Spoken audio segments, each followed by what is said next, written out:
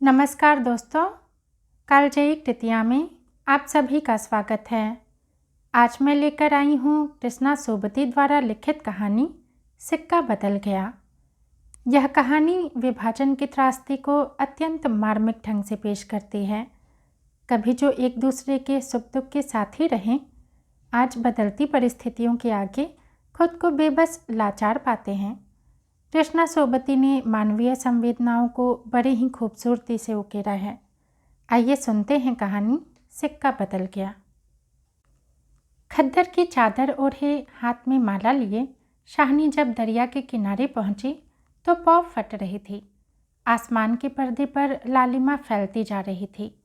शाहनी ने कपड़े उतारकर एक ओर रखे और श्री राम करती पानी में हो ली। अंजलि भरकर सूर्य देवता को नमस्कार किया, अपनी उनिंदी आंखों पर छींटे दिए और पानी से लिपट गई। चनाब का पानी आज भी पहले सा सर्द था। लहरें लहरों को चूम रही थीं। सामने कश्मीर की पहाड़ियों से बर्फ पिघल रही थी। उछल उछल आते पानी के भांवरों से टकराकर कगार गिर रहे थे, लेकिन दूर दूर तक बिछी रेत आज न जाने क्यों खामोश लगती थी। शाहनी ने कपड़े पहने, इधर उधर देखा, कहीं किसी की परछाई तक न थी, पर नीचे रेत में अगणित पैरों के निशान थे। वह कुछ सहम सी गई। आज इस प्रभात की मीठी नीरवता में न जाने क्यों कुछ भयावना सा लग रहा है। वह पिछले 50 वर्षों से यहाँ नहाती आ रही है। कितना लंबा अरसा है, शाहनी सोचती है। एक दिन इसी दरिया के किनारे वह दुल्हन बनकर उतरी थी, और आज शाहजी नहीं, उसका वह पढ़ा लिखा लड़का नहीं, आज वह अकेली है। शाहजी की लंबी चौड़ी हवेली में अकेली है। पर नहीं, यह क्या सोच रही है वह सपेरे सपेरे? अब भी दुनियादारी से मन नहीं फिरा उसका। शाहनी ने लंबी सांस ली और श्री राम करती बाजरे के खेतों से होते घर की राह ली। कहीं कहीं लिपे पुते आंगनों पर से धुआं उठ रहा था। टन टन बैलों की घंटियां बज उठती हैं। फिर भी कुछ कुछ बंधा बंधा सा लग रहा है। शाहनी ने नज़र उठाई। यह मीलों फैले खेत अपने ही हैं। भरी भराई नई फसल को देखकर शाहनी किसी अचानक के मोह में भींग गई। यह सब शाहनी की बरकतें हैं। दूर दूर गांव तक फैली हुई जमीनों में कुएं, सब अपने हैं। साल में 3 फसल, जमीन तो सोना उगलती है। शाहनी कुएं की ओर बढ़ी, आवाज़ दी, शेरे शेरे, हसैना हसैना। शेरा शाहनी का स्वर पहचानता है, वह न पहचानेगा। अपनी माँ जैना के मरने के बाद वह शाहनी के पास ही पल कर भरा हुआ। उसने पास पड़ा गरासा शटाले के ढेर के नीचे सरका दिया। हाथ में हुक्का पकड़कर बोला, ए हसैना हसैना। शाहनी की आवाज़ उसे कैसे हिला गई है। अभी तो वह सोच रहा था कि उस शाहनी की ऊंची हवेली की अंधेरी कोठरी में पड़ी सोने चांदी की संदूकचियाँ उठाकर, कि तभी शेरे शेरे। शेरा गुस्से से भर गया। किस पर निकाले अपना क्रोध? हसैना पर चीख कर बोला, ए मर गई हैं, रब तनु मौत दे। हसैना आटे वाली कनाली एक और रख जल्दी जल्दी बाहर निकल आई। ए आइया, क्यों छबिले तरपना ए? अब तक शाहनी नज़दीक पहुंच चुकी थी। शेरे की तेजी सुन चुकी थी। प्यार से बोली, हसैना, यह वक्त लड़ने का है। वह पागल है तो तू ही जिगरा कर लिया कर। जिगरा? हसैना ने मान भरे स्वर में कहा। शाहनी, लड़का आखिर लड़का ही है। कभी शेरे से भी पूछा है कि मुँह अंधेरे क्यों गालियाँ बरसाई इसने? शाहनी ने लाज से हसैना की पीठ पर हाथ फेरा, हंसकर बोली, पगली, मुझे तो लड़के से बहु अधिक प्यारी है। शेरे? हाँ शाहनी। मालूम होता है रात को कुल्लूवाल के लोग आए हैं यहाँ, शाहनी ने गंभीर स्वर में कहा। शेरे ने जरा रुककर घबरा कर कहा, नहीं शाहनी। शेरे के उत्तर को अनसुनी कर शाहनी जरा चिंतित स्वर से बोली, जो कुछ भी हो रहा है अच्छा नहीं। शेरे, आज शाहजी होते तो शायद कुछ बीच बचाव करते, पर। शाहनी कहते कहते रुक गई। आज क्या हो रहा है? शाहनी को लगा जैसे जी भर भर आ रहा है। शाहजी को बिछड़े कई साल बीत गए, पर आज कुछ पिघल रहा है।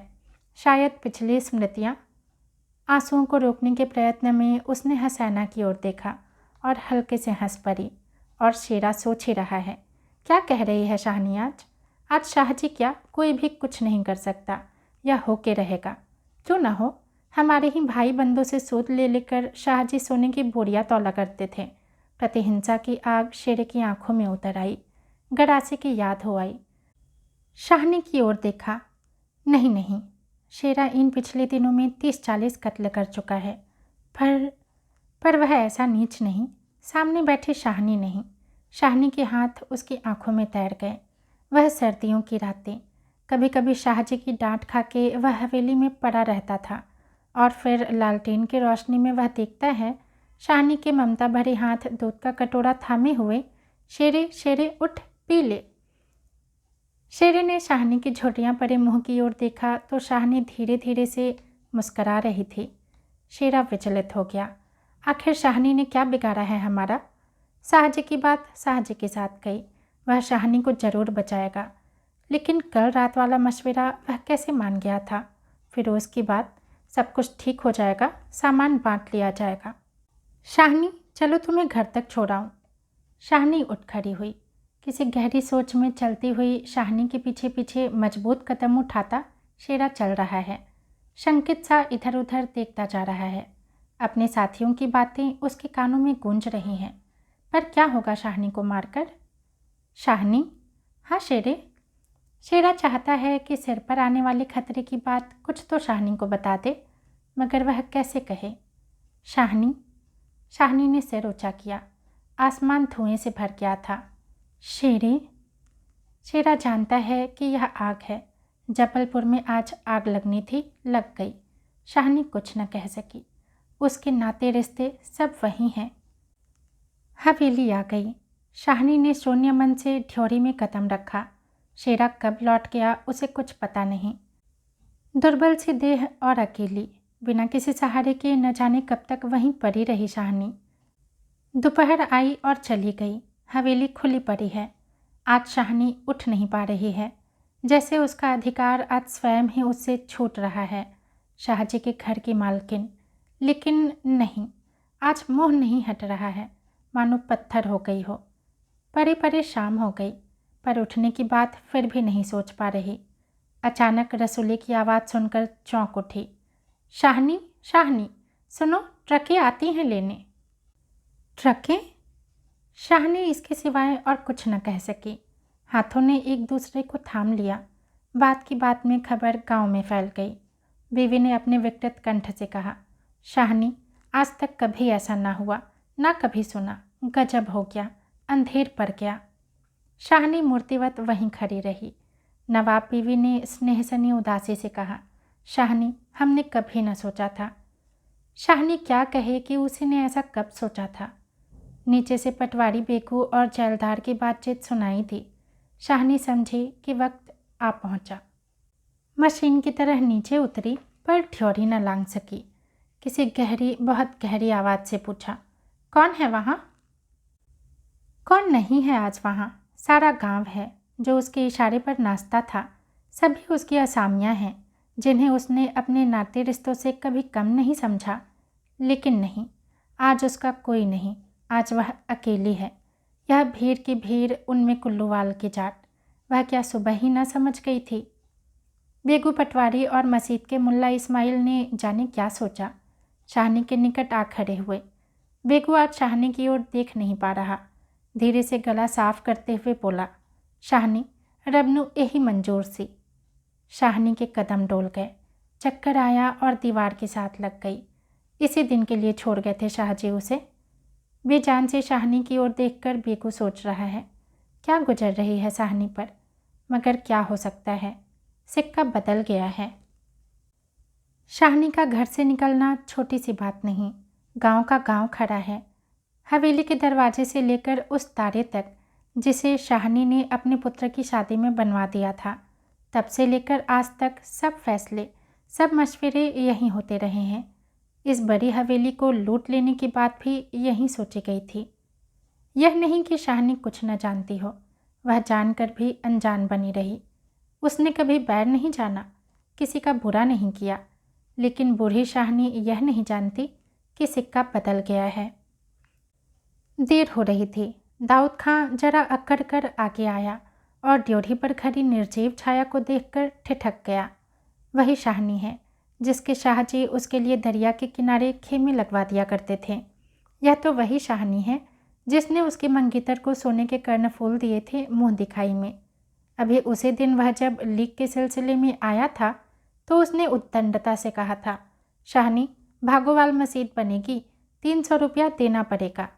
शाहनी ने अपने उसी सरल स्वभाव से 300 रुपया आगे रख दिए थे और आज शाहनी, दाऊद खां ने आवाज़ दी। वह थानेदार है, नहीं तो उसका स्वर शायद आंखों में उतर आता। शाहनी गुमसुम कुछ न बोल पाई।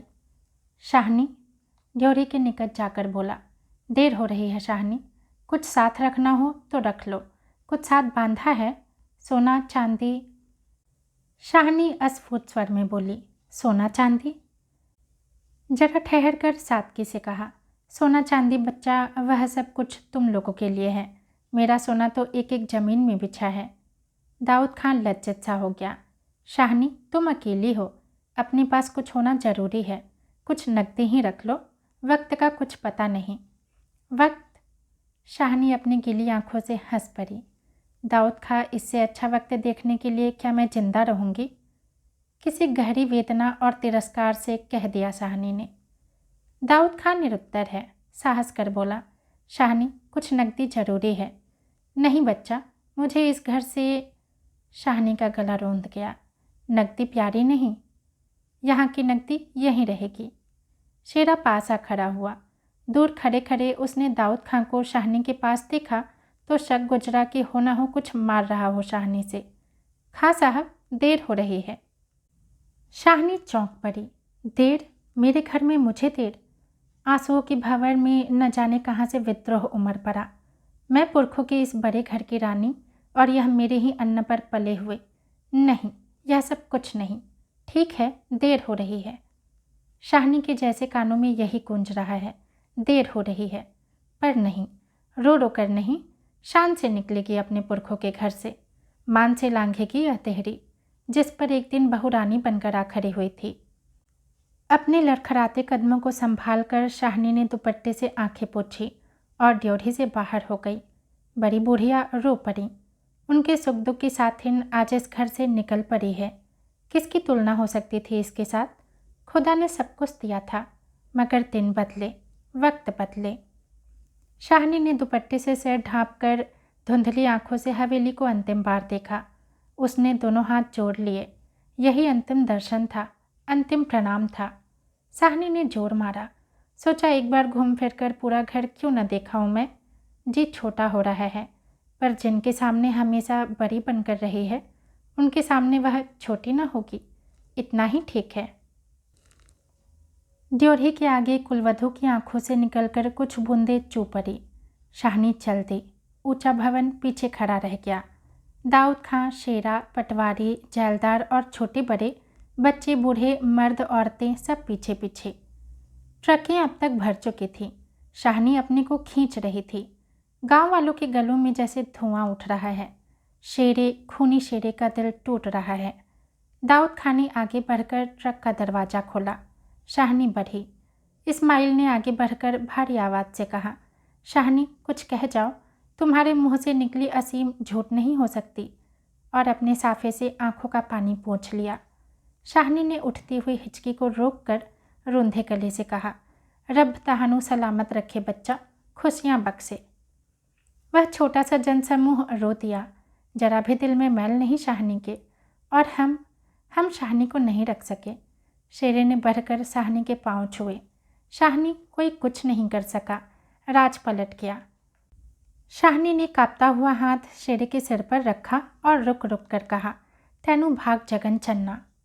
दाऊद खां ने हाथ का संकेत किया। कुछ बड़ी बूढ़ियाँ शाहनी के गले लगी और ट्रक चल पड़ी।